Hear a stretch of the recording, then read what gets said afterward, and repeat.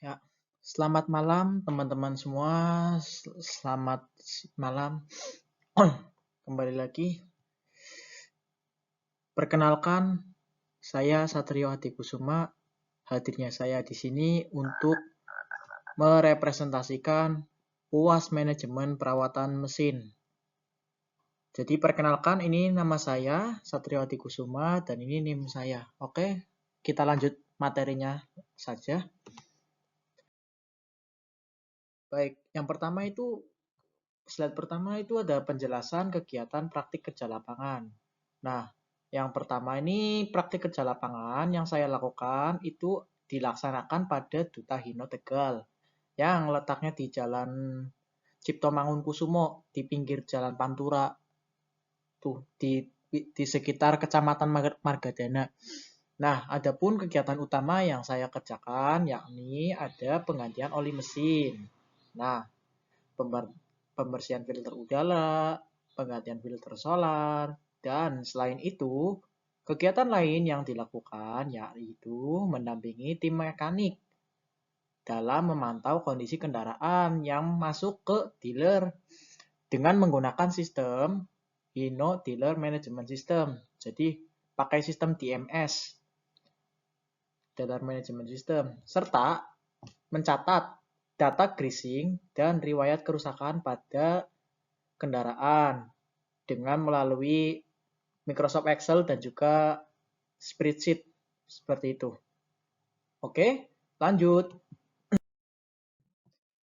Yang kedua ada yang namanya analisis kerusakan mesin selama waktu saya PKL.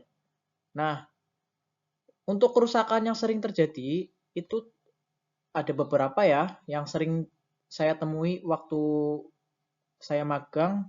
Yang pertama itu ada keausan ban yang tidak merata, termasuk retak pada tapak ban. Jadi seperti ini nih contohnya nih. Nah, yang ini nih tapak bannya itu udah pecah-pecah nih, udah kelihatan nih. Ini udah sangat berbahaya sekali, apalagi yang di foto ini salah satu armada truk yang sangat berperan penting nih, kayak truk armada truk Pertamina. Jadi ya wajib kalau seperti ini kasusnya itu wajib diganti banyak. Nah, yang kedua ada filter solar yang kotor. Jadi filter solar setiap servis itu harus wajib diganti, jangan kita akal-akalin. Kita itu harus wajib diganti. Minimal tuh ya sekitar 2 kali penggantian oli mesin lah. Itu bisa diganti oli filter solarnya. Itu minimal paling terakhirnya. Kalau lebih bagus lagi kalau misalkan kita itu nurut dari arahan manual book, yakni sekitar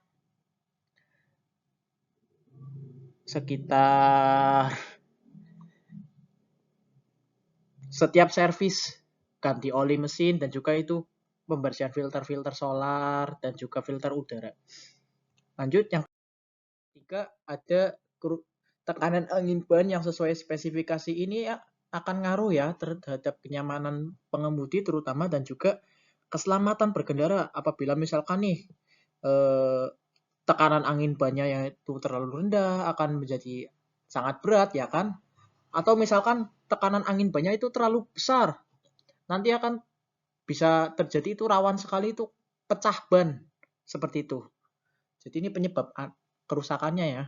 Juga yang keempat ada kebocoran oli pada sambungan seal yang sudah aus. Jadi kalau misalkan yang ini nih kasusnya ini apa ya namanya eh, biasanya karena pemakaian sih. Jarang banget kalau misalkan tiba-tiba rusak. Tapi kebanyakan sih karena udah berumur. Umur spare part kan kita biasanya sekitar 2 tahun, 3 tahun itu biasanya ada. Ya, seperti itulah. Oke, selanjutnya analisis kerusakan mesin PKL. Penyebabnya apa sih ketika terjadi kerusakan? Yang pertama itu ada yang namanya kurangnya kedisiplinan bagi para pengguna kendaraan dalam menjalankan servis berkala. Jadi ketika sudah masuk jadwalnya servis nih malah sering-sering menunda. Jadi kalau misalkan orang-orang tuh kadang males servis karena dirasanya mobil masih bisa jalan lah, masih bisa enak lah. Jadi ya dihajar terus sampai rusak gitu. Yang kedua, tidak adanya sistem monitoring mandiri oleh pemilik kendaraan sehingga menunggu kerusakan baru muncul di bawah bengkel. Nah, seperti ini contohnya. Yang ketiga, faktor keausan alami. Karena kendaraan digunakan dalam rute distribusi yang berat dengan muatan yang penuh. Wah, benar. Karena kita tahu sendiri kendaraan truk, kendaraan bus, itu kendaraan-kendaraan capek ya. Jadi tiap hari itu jalan terus mendistribusikan barang, mendistribusikan jasa ya kan ke penggerak utama ekonomi Indonesia. Yang keempat, ada ketidaksesuaian tekanan angin pada ban akibat kurangnya pengecekan rutin oleh pemilik. Nah, jadi seperti itu.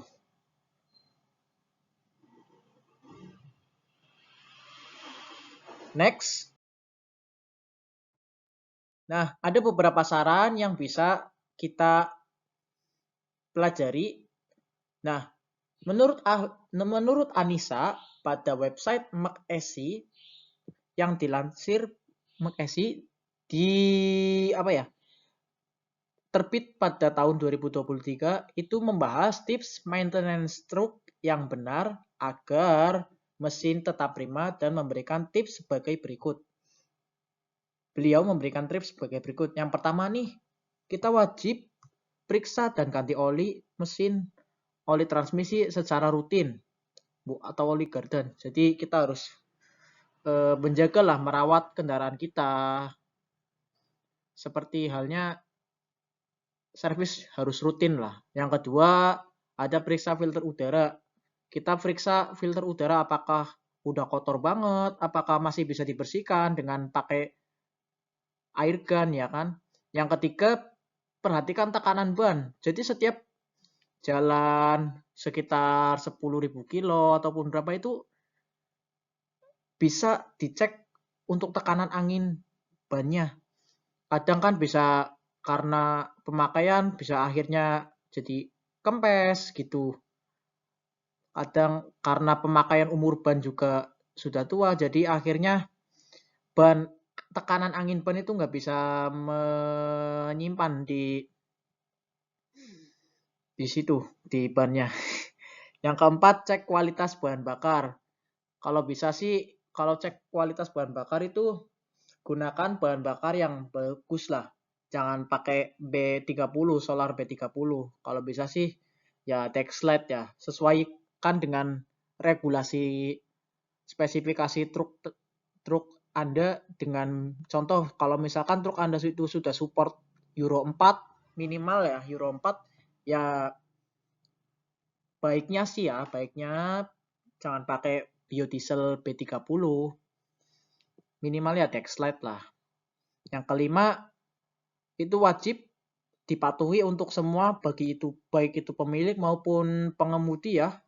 Jadi kita harus hindari yang namanya overload. Overload itu berbahaya sekali, berbahaya bagi pengemudi, berbahaya bagi orang yang sekitarnya dan juga bisa memberikan kerusakan yang masif terutama pada jalan-jalan yang telah dilalui. Akhirnya apa? Umur kendaraan ataupun umur jalan bisa menjadi lebih cepat rusak. Begitu. Yang keenam, kita harus catat riwayat perawatan pada unit kendaraan kita. Jadi kita bisa catat nih setiap kita servis, jadi entah tanggalnya berapa kita servis, terus penggantian spare partnya apa aja, ya kan? Ganti olinya kapan, seperti itu. Jadi kita harus catat riwayat perawatan.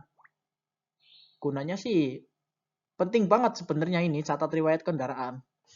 Kita bisa dicatat menggunakan spreadsheet ya, bisa manual ataupun bisa menggunakan Excel gitu untuk dokumentasi kita.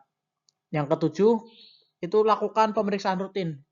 Lakukan pemeriksaan rutin biasanya itu dilakukan sebelum kita mengendarai kendaraan. Contoh halnya ketika kita baru menyalakan mesin, kita apa ya namanya? Kayak inrayan dulu lah. Sebelum menjalankan kendaraan, kita kita panasi dulu sekitar ya 5 menit ataupun 3 menit lah. Selagi kita mengisi angin pengereman lah, ya kan. Tekanan angin pengereman agar naik juga kita bisa keliling nih, cek unit kita kira-kira ada apa aja yang kurang nih. Entah itu kira-kira bannya agak kempes di sebelah trailer, ataupun kita bisa cek nih apa ya namanya, kondisi baut-baut pengencangan kita kayak baut ban gitu. Kan bisa aja kita baut bannya kendor, ya bisa kita kencanginkan lagi. Nah, selanjutnya itu ada nomor 8, jangan abaikan peringatan dashboard. Nah, peringatan dashboard itu seperti kayak engine check, kayak kalau misalkan di Hino tuh ada yang namanya peringatan apa ya, gigi kelinci dan gigi kura-kura, seperti itulah. Semacam-macam gitu. ABS terutama ya, kalau misalkan ada yang muncul kayak engine check, contoh kayak engine check gitu ya, di dashboard truk atau bus teman-teman semua, itu bisa langsung dibawa ke bengkel yang terpercaya ya, bengkel kendaraan kayak PT Tutahino Tegal ataupun bengkel-bengkel yang lain ya, yang berpengalaman untuk menangani itu. Oke, selanjutnya.